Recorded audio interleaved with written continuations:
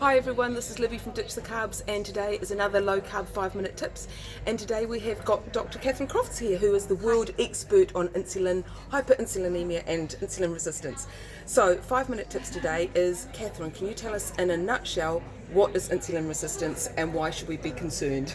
Right, insulin resistance is just the body's inability to move glucose out of the bloodstream and into the muscles and fat tissue. Insulin resistance is not necessarily a bad thing. There are times where it's actually a really healthy and positive thing, especially if we're doing something like fasting.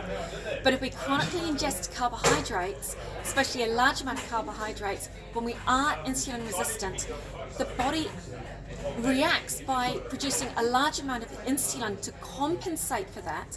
And it's that large amount of compensatory insulin that is released that is actually very damaging to the body. That's the thing that increases your risk of atherosclerosis, increases your risk of diabetes, messes up all your cell signaling, so you can increase your risk of Alzheimer's disease.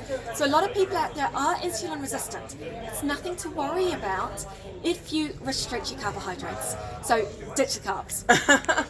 That's brilliant. And what would you say to people who, how can they reverse their insulin resistance? As simple as that, is ditching the carbs? Ditching the carbs, fasting, exercise, looking at your sleep, looking at your stress levels.